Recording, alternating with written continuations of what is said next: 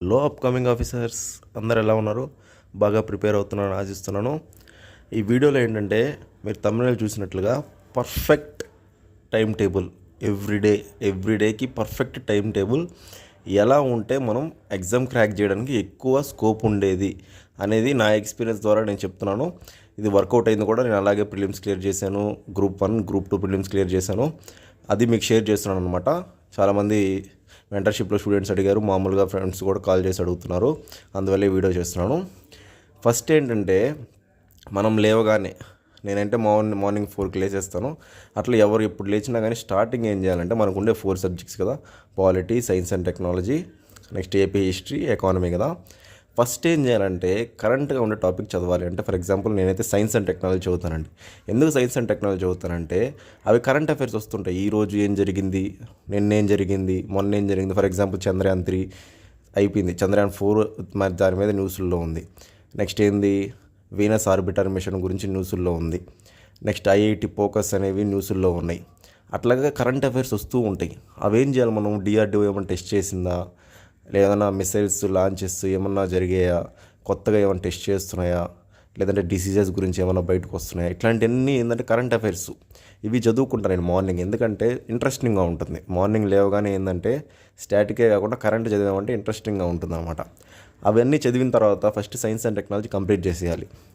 Science and technology complete చేసిన తర్వాత morning schedule అయిపోతుంది.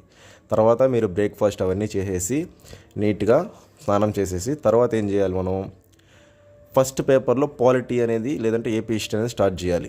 నేనైతే ఏపీ హిస్టరీ కాకుండా పాలిటీ స్టార్ట్ చేస్తాను. ఎందుకంటే పాలిటీలో కూడా కరెంట్ కొన్ని జరుగుతుంటాయి. ఇప్పుడు one nation one election, Ramnath Kovind committee గారు అది వాళ్ళు ఇవ్వడం కానీ, రికమెండేషన్స్ కానీ, లేదంటే ఏమైనా డిస్ప్యూట్స్ రావడం కానీ, ఫర్ ఎగ్జాంపుల్ డిస్క్వాలిఫికేషన్ హిమాచల్ ప్రదేశ్లో ఏం చెప్పారు, ఎవరైనా యాంటీ డిఫెక్షన్లో అయిందంటే వాళ్ళకి పెన్షన్ అనేది ఉండదు మెంబర్స్ కానీ. అట్లా కరెంట్ అఫైర్స్ కొన్ని వస్తూ ఉంటాయి.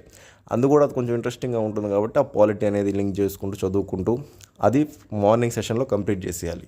అట్లాగా లేవగానే ఒకటి, నెక్స్ట్ మార్నింగ్ 12 లోపు, ఆఫ్టర్నూన్ 12 లోపు ఒకటి, 2 సబ్జెక్టులు అయిపోయా.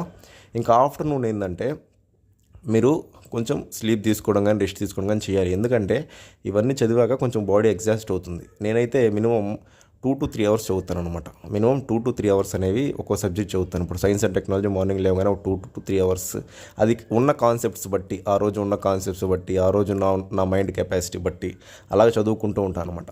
తర్వాత ఏంటి, మార్నింగ్ కొంచెం రెస్ట్ తీసుకున్న తర్వాత 4కి అలాగే ఏం చేయాలంటే నేనేం చేస్తాను, ఏపీ హిస్టరీ అనేది చదువుతాను అనమాట.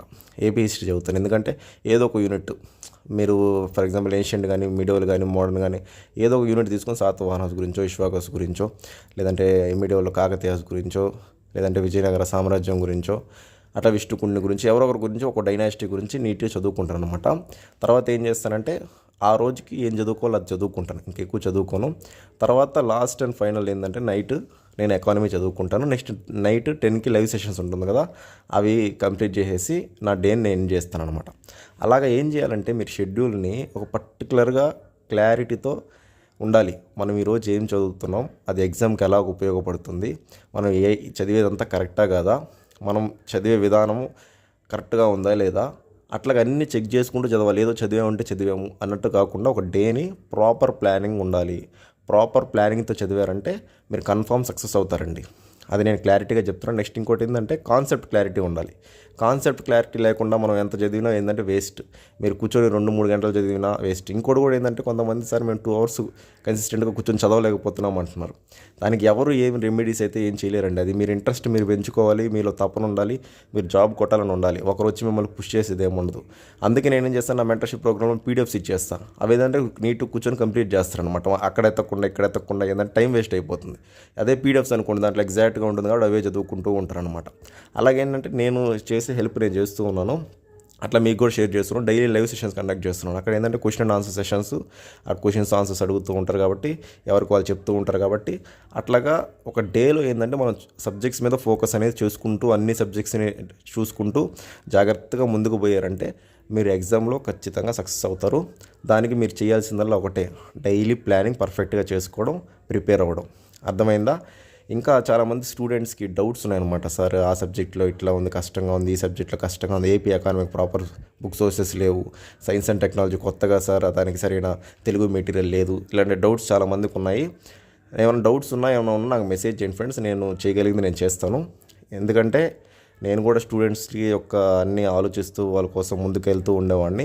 వాళ్ళకి ఏమైనా డౌట్స్ ఏమైనా చేస్తున్నా నా మెసేజ్ చేస్తే నేను వాళ్ళకి నేను చేయగలిగింది చేస్తాను, చేయలేనిది నేనైతే చేయలేనని చెప్తాను. బట్ అందరు చదువుకోవడం అయితే ముఖ్యం. ఈ టైం అనేది చాలా ఇంపార్టెంట్. డేట్స్ వచ్చాక మనం రివిజన్స్ చేసుకోవాలా. మీరు ఈ ప్రాపర్ వేతో ప్రాపర్ షెడ్యూల్తో కానీ ముందుకు చదువుకుంటూ వెళ్ళారంటే విజయం అయితే మీదే. దీన్ని ఎవరు ఆపలేరు. మనకు మనం ఆపుకుంటే తప్ప.